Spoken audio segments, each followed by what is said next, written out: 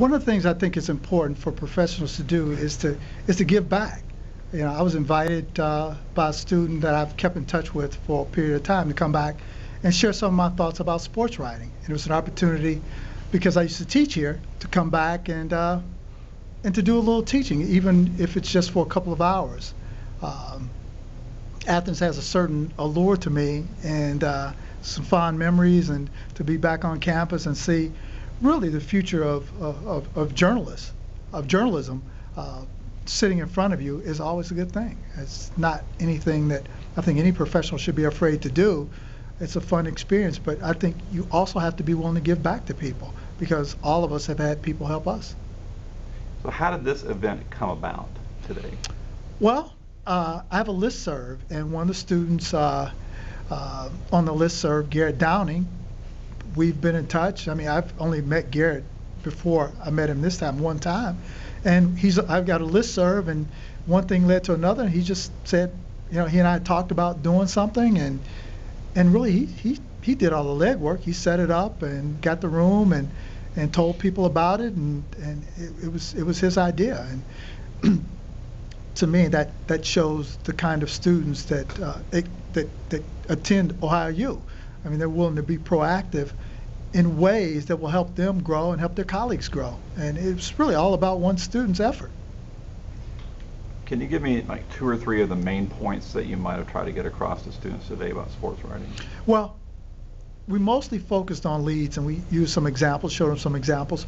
But I think the big thing that I hope I got across is that in order to be good at this business, you have to become a student of the profession. Writers read and writers write.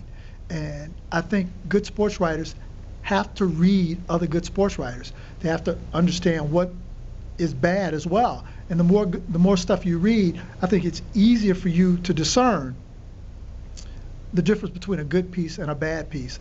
And that's always been a philosophy of mine, to encourage students who want to be sports writers, who want to be journalists in general, that they have to read.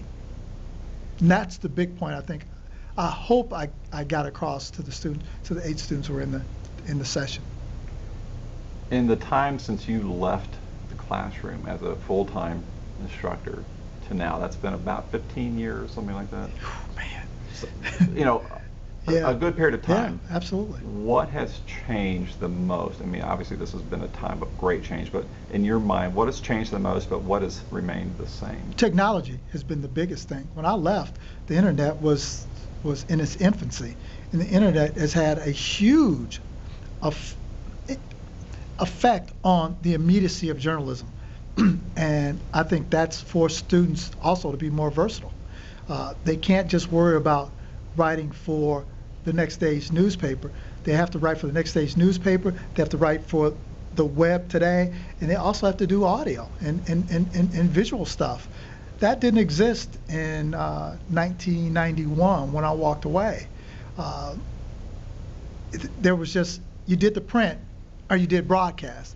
And now the term convergence, that I think, you know, OU certainly buys into, is very much a part of what these students want. And it came out in the little lecture I did.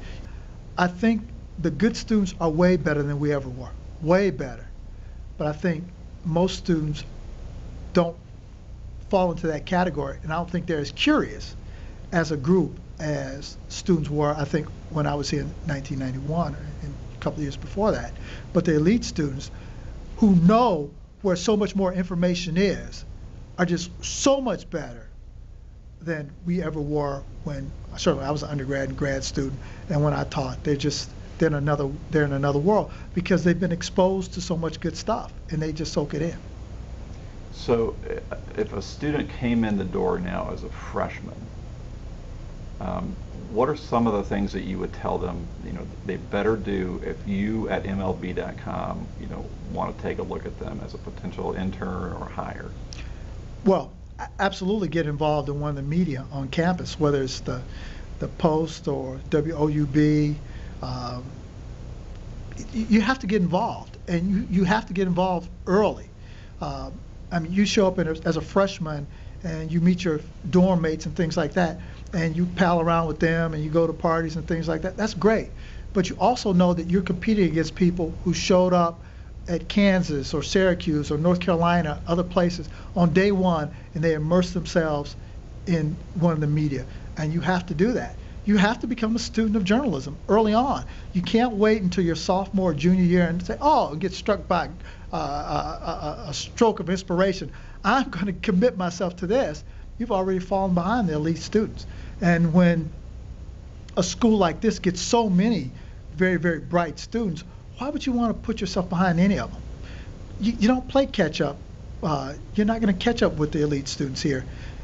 You may catch up with the elite students at Ohio State or the inferior J schools, but you're never going to catch up with the elite students that are in your class if you don't start to be competitive early on. And there's no getting around that, Bob. You have to immerse yourself in that. And I'm not sure if every student understands that, but if they did, they wouldn't waste the day. They just wouldn't, because newspapers aren't hiring, and they can be very selective about it. And maybe that'll change if you're a freshman now by the time you graduate in 2012 or something like that. But you can't count on that.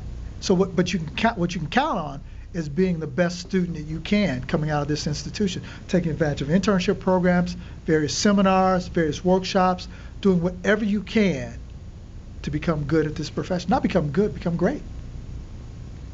Any advice for the faculty or someone who, stepped in to start teaching? If you were teaching full time now, what advice would you give yourself? Well, I don't think my philosophy would change from what it was. I don't think, and that is to hold students accountable. I mean, I'm always bothered by the fact that, and maybe not here, but when I go other places, professors talk about, especially schools like, I went to Virginia Tech a couple of years ago.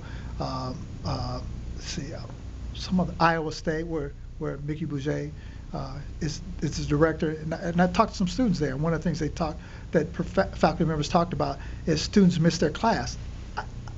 To me, that boggles my mind. That how you can accept the fact that students miss your class. I don't understand that. I think that there's learning to be had in the classroom. And I'm always bothered when students say, oh, I learned more outside the classroom than I do in the classroom. To me, that's nonsense. Then you're taking the wrong professors, But I think the professors have to challenge the students in ways that maybe will make you unpopular, but at the end of the day, somebody will say, God, I learned a lot from that guy. I think education at this level, at an institution like Scripps, is a job, and students have to teach it, have to treat it as a job. They can't cut corners. There's no shortcuts for being great. If you're willing to cut corners on your academic career, what makes you think somebody's going to look at your resume or look at your body of work and say, this kid didn't really do anything? And you end up coming in second or third for so many jobs. You can't afford to do that in a tight job market. So faculty, if I had to say anything, or certainly from my perspective, if I were ever to teach again, is I would just make sure that they understood that this is a job. You can't be cavalier about your major. Maybe the econ class you take, okay, blow it off, but not your journalism classes, ever. And if you're not being challenged, then you're taking the wrong professors. There are too many good professors in this J school and in most J schools for you to say you didn't learn anything. The Post, as good an institution as it is, only supplements what you learn in the classroom. It is not the education that you get in the classroom, or it shouldn't be.